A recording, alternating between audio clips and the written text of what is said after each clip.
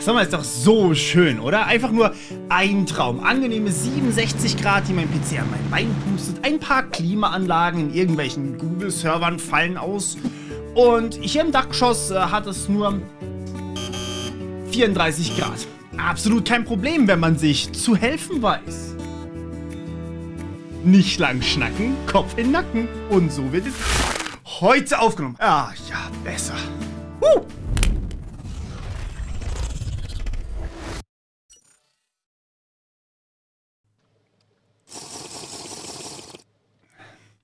Ganz ehrlich, wie soll das bei der Hitze gehen? Wie deckt ihr momentan euren Koffeinbedarf? Ich brauche wirklich Tipps. Bitte gebt mir welche.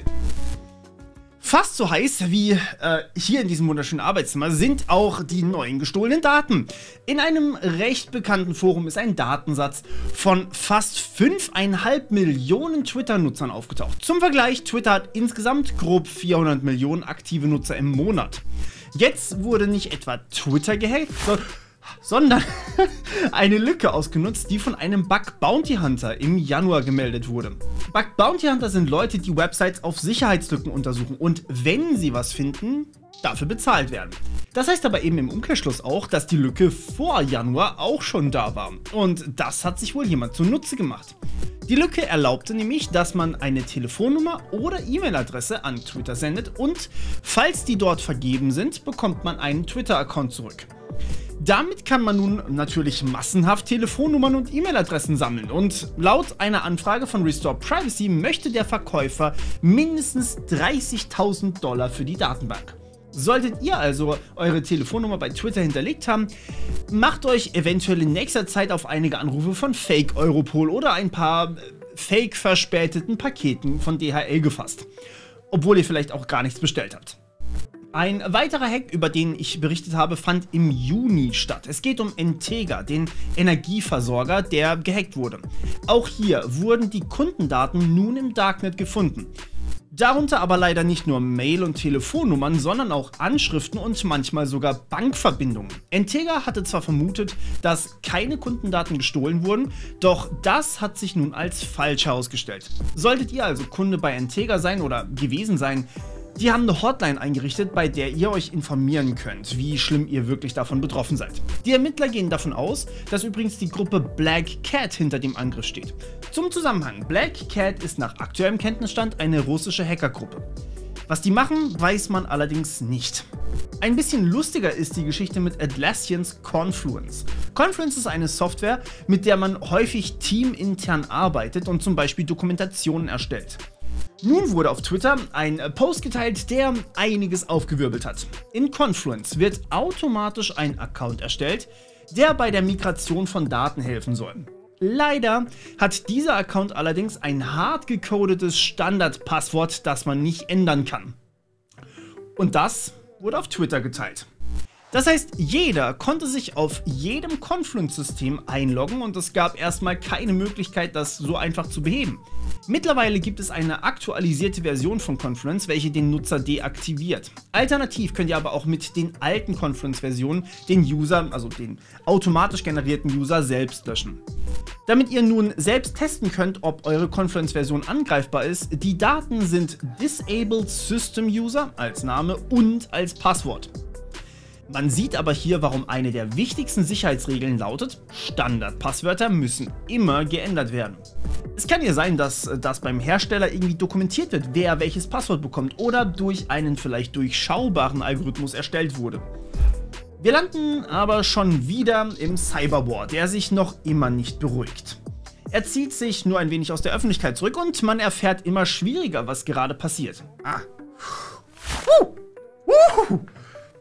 In Chrome gab es vor kurzem eine Zero-Day-Schwachstelle, die aktiv ausgenutzt wurde. Diese wurde am 4. Juli repariert.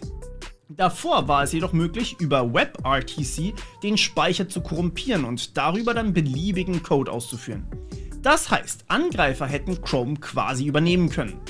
So, und das hat jetzt Avast ein bisschen, sagen wir, detaillierter überprüft und festgestellt, dass erstmal ein ausführliches Profil über das Opfer angelegt wurde, um zu testen, ob auch wirklich das richtige Opfer gehackt wurde. Das ist maximal ungewöhnlich für Hacker. Normalerweise heißt es, hey, wir haben 5 Leute gehackt, 5 potenzielle Neukunden. Wir haben 10 Leute gehackt, umso besser, potenziell doppelter Gewinn. Sie haben dann also etwas tiefer gesucht bei Avast und vermuten nun, dass das eine Variante von Candiru ist. Candiru wird von einer israelischen Firma als Staatstrojaner verkauft. Das heißt, Staaten kaufen sich diesen Trojaner ein, um, so sagen sie zumindest, das gegen Verbrecher einzusetzen. Die ganze Geschichte um Pegasus zeigt aber, dass die beliebtesten Ziele von Staatstrojanern ausländische Politiker, Journalisten und Aktivisten waren. Und auch Deutschland steht unter anderem mit Saudi-Arabien, der Vereinigten Arabischen Emirate und Singapur auf der Kundenliste von Candiru. Ja, das wirft ein gutes Licht auf uns, habe ich gehört. Ihr solltet also, wenn ihr euch gegen diesen Staatstrojaner schützen wollt, als allererstes dringend dafür sorgen, dass euer Chrome gepatcht wird, beziehungsweise insgesamt eure Software so aktuell wie möglich ist. Weiter geht's mit dem Krieg in der Ukraine. Dort wurde der Radiosender TAVR Media am Donnerstag gehackt, um Falschnachrichten zu verbreiten. So wurde behauptet, dass der ukrainische Präsident Zelensky auf der Intensivstation liegen würde. Das wurde inzwischen gleich von mehreren Ecken als falsch entlarvt. TAVR Media gab auf Facebook bekannt, dass sie gehackt wurden. Der Staatsservice für Informationsschutz, grob übersetzt, gab an, dass es sich um Falschinformationen handelt. Und am einfachsten, Zelensky selbst hat ein Statement auf Instagram zu seinem ziemlich gesunden Zustand abgegeben. Welche Gruppe genau hinter dem Hack steht, ist derzeit noch nicht bekannt. Doch tatsächlich steht die Ukraine noch immer massiv unter Angriffen von russischen Hackergruppen. Auch das Google Tag Team bemerkte eine Vielzahl an Hackerangriffen, darunter auch wirklich prominente Gruppen wie zum Beispiel Turla, die dem russischen FSB zugeschrieben werden. Laut Google wurde von Turla eine Website betrieben, über die eine App vertrieben wurde, mit der man leicht Denial-of-Service-Angriffe durchführen können soll, ja, gegen Russland eigentlich. Vermutlich wurde sie aber nur auf sehr wenigen Geräten installiert und naja, es war offensichtlich natürlich Malware, aber der Schaden, den sie angerichtet hat, war eher gering. Auch unter stopwar.pro wurde eine ähnliche App von russischer Seite vermarktet. Diese Apps senden dann nämlich ein paar wenige Anfragen an echte russische Websites, sodass diese Websites die IP-Adressen der Angreifer haben. Allerdings wird kein Schaden auf dem Gerät angerichtet, das heißt, es fällt nicht mal auf, dass Russland jetzt die IP-Adressen hat. Und dadurch könnte aber Russland zum Beispiel auch versuchte Angriffe aus Deutschland oder anderen Ländern erkennen, wenn man sich nicht schützt. Eben durch diese IP-Adressen, die man ja preisgibt, wenn man diese App herunterlädt. Was dann wiederum in Argumentation genutzt werden könnte und speziell gefährlich sein könnte für euch, wenn ihr solche Software runtergeladen habt. Auch aktive Angriffe konnte das Google Tag Team beobachten. Follina, also diese gefährliche Microsoft-Lücke, die ich auch vorgestellt habe, wurde vermutlich von 2 russischen Gruppen, die beide mit dem Geheimdienst arbeiten, ausgenutzt. Eine davon war vermutlich Sandworm, die ihr vielleicht sogar noch kennt. Diese Angriffe richten sich vornehmlich eigentlich an Regierungsbehörden in der Ukraine, aber eben auch an TV- und Radioanbieter. Eine weitere Gruppe, die sich vermutlich aus alten Conti-Mitgliedern zusammensetzt, griff mit genau derselben Methode, also auch mit Follina, Firmen in der Ukraine an und gab sich als ukrainische Steuerbehörde aus, mit dem Ziel, einfach nur möglichst viel Geld zu erwirtschaften. Und auch Ghostwriter, eine belarussische Hackergruppe, hat massiv versucht, E-Mail-Accounts und Social-Media-Accounts von hauptsächlich polnischen Nutzern zu hacken. Dazu nutzen sie allerdings eine ziemlich clevere Methode, die ich euch ganz kurz zeigen möchte, damit ihr gewappnet seid. Den Browser im Browser-Angriff. Man schickt euch also auf eine bösartige Website, aber um euch zu verwirren, tut man so, als hätte sich zusätzlich noch ein Pop-up-Fenster geöffnet, in welchem ihr euch dann zum Beispiel bei Facebook anmelden müsst. Das Fenster könnt ihr verschieben, vergrößern, verkleinern etc. In Wahrheit ist dieses Pop-up-Fenster aber einfach nur Teil dieser bösartigen Website. Es gibt also gar kein Pop-up, sieht aber so aus. Gebt ihr also dort eure Daten ein auf dieser Webseite, die eigentlich echt aussieht, dann landen sie bei der bösartigen Website, die eigentlich im Hintergrund läuft und damit natürlich auch beim Hacker. Da diese Methode so erfolgreich scheint, werden wir die vermutlich noch ein wenig häufiger sehen. Seht euch daher bitte vor. Der Hack der Woche geht aber neben diesen ganzen Angriffen an einen ganz konkreten, sehr gefährlichen GPS-Angriff.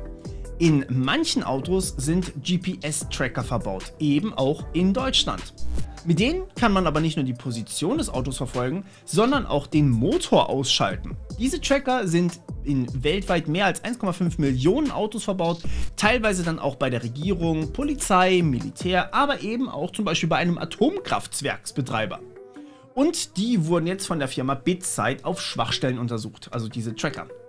Und auch hier wurden hart kodierte Passwörter gefunden, das heißt feste Passwörter, die einfach per Standard gesetzt sind. 1, 2, 3, 4, 5, 6. Und das ist leider kein Witz, das war wirklich das Passwort, was die da gesetzt haben. Und wenn man das nicht ändert, was übrigens laut einer Stichprobe von BitSight in 95% der Fälle nicht passiert ist, dann konnte man nicht nur die Position der Autos verfolgen, man konnte auch alte Positionen senden und auch aktiv den Motor ausschalten. Damit zusammen hängt aber auch zum Beispiel Bremsverstärkung sowie auch etwaige Assistenten, auf die man sich vielleicht in der Kurve verlässt. Warum die ferngesteuert sein müssen, verstehe ich leider überhaupt nicht. Reicht nicht, wenn man sowas unbedingt haben muss, wenigstens eine lesende Komponente, dass man wenigstens nur lesen kann, wo das Auto ist, aber nicht den Motor ausschalten kann? Allerdings kann das dann auch nämlich tödlich enden, selbst wenn man nur lesen kann. Denn die GPS-Tracker wurden auch stark in der Ukraine verbaut, wo das Preisgeben von Routen und Standorten momentan durchaus tödlich enden kann. Da müssten eigentlich schon höhere Ansprüche an die Sicherheit her. Genug mit den Hacks, lasst mich euch ein bisschen aufmuntern. Einer von euch hat mir ein wirklich tolles Projekt auf GitHub gesendet, das ich euch in den KI-News vorstellen möchte. Ihr kennt ja alle das Projekt thispersondoesnotexist.com, oder? Auf dieser Website werden mit künstlichen neuronalen Netzen, also KI, regelmäßig neue Gesichter von Menschen erstellt, die so gar nicht existieren, sehen aber echt verdammt realistisch aus. Nun ist dieses Projekt hier, This Food Does Not Exist, aufgetaucht und das macht mich einfach instant hungrig. Das Essen, Kekse, Kuchen, Sushi, Drinks, alles was man eigentlich möchte, ist einfach, sieht so gut aus. Das sieht einfach nur komplett echt aus und ja, ich freue mich riesig auf die Anwendung in Spielen und natürlich auch in Filmen. Spannenderweise haben sich die Erschaffer gegen die Nutzung von DALL-E entschieden. Das ist ein neuronales Netz, was momentan sehr verbreitet ist und ihr vielleicht schon mal auf Twitter gesehen habt. Dort baut man quasi mit Text einfach ein paar Bilder und das hätte man natürlich auch nutzen können. Aber die haben selbst eine Implementierung erstellt und tatsächlich muss ich sagen, DALL-E Mini und DALL-E 2, also die beiden autoregressiven Modelle, die momentan sehr verbreitet sind, die produzieren Bilder, die deutlich weniger lecker aussehen. Dazu hat DALL-E Mini im Training über einen Monat gebraucht, während das Modell der Forscher, das auf StyleGRN basiert, in 10 Stunden solche Ergebnisse hier liefert. Ist schön zu sehen, dass KI tatsächlich doch noch so viel Forschung bietet, aber es ist halt auch wirklich sehr, sehr viel ausprobieren, wenn man das macht. Man weiß ja eigentlich nicht mal, was man tun muss, um gute Ergebnisse zu produzieren. Also es ist halt wirklich nur ausprobieren. Doch es wären nicht die hoffentlich heißesten IT-Trends des Jahres, wenn ich nicht ein paar Hitze-News hätte. Was hat Morpheus wohl mit einem Server von Google oder Oracle gemeinsam? Sie können beide Sommer nicht leiden. Ihr müsst wissen, ich bin ein ziemliches Nordlicht. Ab 23 Grad ist mir zu warm und ab 27 Grad funktioniere ich nicht mehr so richtig. Und hier drin unter der Beleuchtung haben wir mindestens 35. Und so ging es leider auch den Kühlanlagen in Serverfarmen der beiden Großanbieter. Diese stehen in Großbritannien, wo es über 40 Grad hatte. Das Kühlsystem der Server ist deswegen ausgefallen, sagt Oracle, und die Server mussten heruntergefahren werden. Glücklicherweise betrifft das natürlich nicht alle Server. Dennoch kann so etwas sehr problematisch werden, denn die Hardware verkraftet Hitze leider nicht besonders gut. Wird aber ohne Kühlung natürlich viel zu heiß. Hat man dann vielleicht nur einen Server als ein kleinerer Betreiber an einem bestimmten Ort, dann kann so eine Hitzewelle massiv auf die Verfügbarkeit eines oder mehrerer Dienste sich auswirken. Zu diesem Thema dürft ihr von mir bald ein dediziertes Video erwarten. Ebenfalls sehr heiß, im Sinne von spicy, wird es heute mal wieder in den Privacy News. Amazon vertreibt ja schon länger ihre eigenen Smart Home Geräte, unter anderem die Amazon Ring Türklingel. Die macht wiederum Videos von der Außenseite des Hauses und die wiederum wurden nun von der US-amerikanischen Polizei eingefordert. Dieses Jahr sollen bereits 11 Anfragen bei Amazon eingetroffen sein, für die Amazon die Videos der privaten Grundstücke an die Polizei weiterleiten musste. Und das ohne das Einverständnis der Nutzer. Laut Amazon wurde in jedem Fall einzeln abgewägt, wie dringend es sei. Amazon lehnte allerdings ab, genauer klarzustellen, ob Ton aufgenommen und weitergegeben wurde und wie sensibel diese Informationen sind. Nun muss man sich also überlegen, und ab hier wird spekulativ, passiert das noch mit weiteren Geräten von Amazon und wenn ja, was darf alles von der Polizei eingefordert werden? Und falls auch das geklärt ist es zwingend gut oder zwingend schlecht? Wann wäre es okay, das zum Beispiel Amazon Echo Device zum Beispiel anzuzapfen, wenn eventuell sogar Gefahr in Verzug ist? Wo liegt die Grenze? Darf eine Türklingel per KI auswerten, ob ein Einbruch vorliegt? Diskutiert das mal bitte gerne in den Kommentaren. Viel näher an euch dran ist die Bahn-App, denn die Bahn-App ist ja schon ziemlich ohne Alternativen und randvoll mit Trackern, die von der Bahn als essentiell gewertet werden. Das heißt, stimmt man nur den nötigen Cookies zu, stimmt man trotzdem zu, dass die Bahn zum Beispiel Daten an Adobe sendet, was definitiv nicht nötig sein sollte. Nachdem sowohl MyCoolCats als auch Digital Courage die Bahn mehrfach darauf aufmerksam machten, übrigens schon im April mit einer 2-Monatsfrist und die keine Anstalten machten, irgendwas zu ändern, bereitet Digital Courage nun eine Klage vor. Ein ähnlicher Fail und damit unser Fail der Woche findet sich im österreichischen Bildungssystem. Das möchte nun eine digitale Grundbildung für alle 10- bis 14-Jährigen einführen, was wirklich dringend und nötig ist. Leider ist das laut Martin Leirer, der das Schulbuch analysieren konnte, sehr schlecht umgesetzt. Es befinden sich viele Fehler im Schulbuch, unter anderem auch Dinge, die jeder mit dem Abschluss Bachelor der Informatik nicht mal denken würde. Fragt mich, wie die dann das Buch geschrieben haben und die durch einmal googeln eigentlich überprüft werden könnten. Ein Beispiel. Die Turing-Maschine wird als Maschine beschrieben, also als richtige ratternde Maschine. Dabei ist die Turing-Maschine ein mathematisches Modell.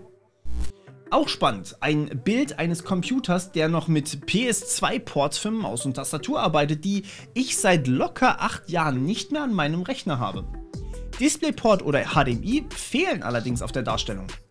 Doch eine entscheidende Frage stellt sich mir leider immer noch. Was genau ist denn das Ziel dieses ab Herbst 2023 verpflichtenden Fachs? Sollen die Schüler mit Desktop-PCs umgehen können, die ein Großteil der Bevölkerung nicht mal mehr zu Hause hat? Oder sollen sie Turing-Maschinen und Automaten definieren können und formale Grammatiken entwerfen? Oder sollen sie vielleicht eher einen gesunden Umgang mit Medien lernen, richtiges Arbeiten, Recherchieren und IT-Sicherheitsgrundlagen für den Alltagsbedarf? Ich fürchte, Österreich schießt da ein paar Kilometer am Ziel vorbei und bringt ihnen mehr Informatik als wirklich nötiges Alltagswissen bei. Und das ist dann doch ein Unterschied. Kommen wir zu den Politik-News, wo ich einen Beschluss der Bundesnetzagentur für euch habe. Zum Verhältnis, das sind die, die unter anderem den Internetausbau in Deutschland auf dem Gewissen haben. Die ist eigentlich auch mal ein eigenes Video wert, fällt mir gerade so auf. Aber heute soll es um einen Beschluss zu Leerrohren gehen. Zusammenhang. In Deutschland ist das Internet wahrlich miserabel, das wisst ihr vermutlich. Und das liegt zu einem nicht unwesentlichen Teil daran, dass die Bürokratie massiv ist. In den USA beispielsweise liegen Internetleitungen teilweise oberirdisch. Dazu muss also nicht mal die Straße aufgerissen werden. Bei uns darf das nicht, was auch tatsächlich berechtigte Gründe hat. Jetzt muss aber leider nicht mal von der Stadt die Straße aufgerissen werden und anschließend Rohre verlegen und jeder darf die benutzen. Nein. Jetzt muss Telekom einen Antrag stellen oder Vodafone muss einen Antrag stellen, die müssen die Straße aufreißen, müssen das bezahlen, müssen da dann ihre Rohre rein verlegen, die denen dann quasi gehören und da darf dann Internet durch. Oder eben natürlich auch andere Anbieter.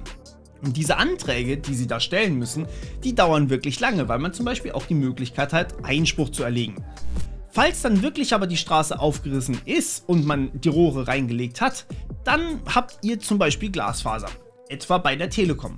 Möchte jetzt aber Vodafone auch euch Glasfaser anbieten oder vielleicht die Leitung verstärken und ihr habt dann wirklich eine Auswahl an Anbietern, dann müssen die Straße nochmal aufmachen, weil die alten Leerrohre, die gehören ja der Telekom. Und dass beide Anbieter gleichzeitig einfach die aufgerissene Straße benutzen, das geht in den seltensten Fällen, auch wenn Wasser irgendwie gemacht wird. Können die nicht einfach ein paar Rohre verlegen, das geht nicht. Und naja, man möchte eben diese Leerrohre auch nicht teilen, obwohl das eigentlich machbar wäre. Der neue Beschluss der Bundesnetzagentur verpflichtet jetzt aber die Telekom, dass andere Anbieter deren Leerrohre mitbenutzen dürfen. Das heißt, Vodafone darf da dann zum Beispiel einfach Kabel reinlegen und ihr habt schnelles Internet bei Vodafone, auch wenn die Telekom da euch nicht mitversorgen möchte. Das Problem ist jetzt allerdings, und ja, das ist tatsächlich ein Problem, der Beschluss gilt halt legit nur für die Telekom. Das heißt, die Telekom darf die Leerrohre von Vodafone nicht mitbenutzen und auch andere Anbieter sind da kein Stück in der Verpflichtung. Allerdings sind deutlich über die Hälfte der Glasfaseranschlüsse in Deutschland nicht von der Telekom. Und jetzt wird halt gejammert. Man hat keine Investitionssicherheit, deswegen lohnt es sich überhaupt nicht und man möchte gar keine Rohre mehr verlegen und ja.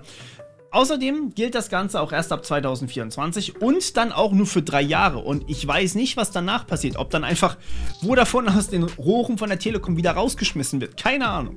Dafür hat es auch schon einen Anschluss eben von der EU-Kommission gegeben, weil das eben so lange ist, also so spät ist. 2024 ist unverhältnismäßig weit weg, sagen sie. Das heißt, vermutlich passiert hier in Deutschland wieder mal nicht so viel mit dem Internet, weil dieser Beschluss eben auch so ein bisschen halbgar ist. Apropos Internet, während ich das Skript hier schreibe, ist schon wieder mein Internet weg. Das passiert übrigens bei mir auch seit Tagen und ist ein bisschen peinlich, ne, Deutschland. Denn tatsächlich zählt der Internetzugang zur kritischen Infrastruktur, wird aber so behandelt, als wäre es Wasser oder Strom. Man hat es oder man hat es nicht. Wenn aber zum Beispiel meine Leitung zum Schreiben von Textnachrichten reicht, dann heißt das noch lange nicht, dass ich damit Recherche machen kann oder gar ein Video hochladen kann. Trotzdem muss ich das, um arbeiten zu können. Es ist also nicht nur die Frage, ob man Internet hat, sondern auch wie viel. Wenn ein Backup 24 Stunden dauert, nachdem ich einen Stream hatte, dann ist das kein modernes Land, dann ist das eigentlich kurz vor dem Kollaps. Denn so muss der Rechner über Nacht laufen und ich brauche mehr Strom, der wiederum knapp ist, weil wir die Energiewende in den letzten 16 Jahren genauso verbockt haben wie den Internetausbau. Danke für gar nichts. Sorry, das musste mal ganz kurz raus. Eine etwas erfreulichere Nachricht finden wir im Win der Woche, der an Microsoft geht.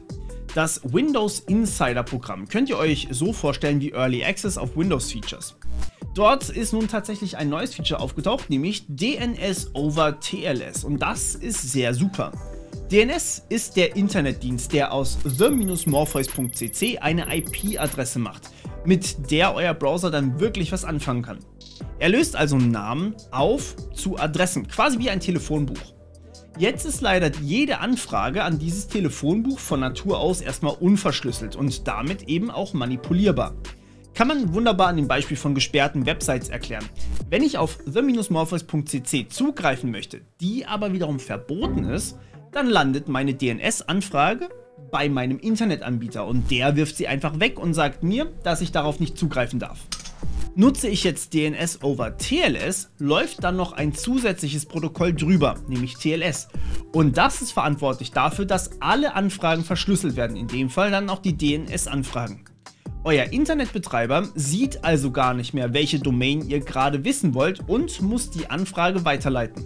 Natürlich kann der dann später immer noch eine IP-Sperre drauflegen, das wäre dann aber ein anderes Dilemma. DNS over TLS ist aber auch unfassbar nützlich gegen Angriffe in einem lokalen Netzwerk. Das heißt, ein Hacker, der euch zum Beispiel im McDonald's Wi-Fi auflauert, wäre dann nicht mehr so leicht in der Lage, euch zu hacken. Denn der kann die Anfragen ja auch nicht mehr abfangen und manipulieren. Aktuell ist DNS over TLS noch nicht verfügbar, aber wenn es im Windows Insider ist, gehe ich davon aus, dass es tatsächlich auch bald Standard wird und hoffentlich auch standardmäßig aktiviert wird. Abschließend gibt es heute ein paar Hardware-News für euch. Es gibt nämlich Neuigkeiten zu der 4000er Grafikkartenreihe von Nvidia, wo wieder einige Benchmarks geleakt wurden. Wie immer bei Leaks gilt, dass die Informationen absolut nicht sicher sind und durchaus auch gefälscht sein könnten, auch wenn einer der beiden Leaker schon einige Benchmarks davor geleakt hat. Dennoch sprechen hier die beiden Leaks von ungefähr doppelter Leistung im Vergleich zu der 3000er Reihe. Die Benchmarks auf 3D-Marks TimeSpy Extreme, einem sehr häufig genutzten Tool, ergeben über 19.000 Punkte. Die RTX 3090, also die Flaggschiff-Karte von jetzt aktuell, kommt in der Founders Edition auf etwa 10.000 Punkte, was also fast das Doppelte ist an Rechenleistung für die 4000. Im Benchmark mit Control war die Leistung sogar über dem Faktor 2, auch wenn da natürlich noch vieles mit reinspielt, wie etwa Engpass durch den Prozessor oder andere Hardware-Ressourcen, Aber warum erzähle ich euch das eigentlich? Grafikkarten sind längst nicht mehr nur beim Zocken interessant. Grafikkarten sind auch beim Hacking zum Cracken im Einsatz, aber vor allem auch bei künstlicher Intelligenz. Und je mehr Leistung eine Grafikkarte hat, desto beeindruckendere KIs können wir in den nächsten Jahren erwarten. Und mal ehrlich, ein Faktor 2 in einem Jahr ist wirklich ein beachtlicher Sprung, den wir im Durchschnitt normalerweise nicht haben. Ich freue mich, ich hoffe ihr auch. Apropos freuen, ich würde mich natürlich immer über Feedback zu diesem Format freuen oder aber auch einfach nur über ein Like. Ich hoffe, es gefällt euch, dass ich mehr erkläre und das Ganze nun wöchentlich kommt. In dem Sinne war es das von meiner Seite. Bis nächste Woche. Ciao. Hier in diesem wunderschönen Arbeitszimmer sind auch die neuen gestohlenen Daten.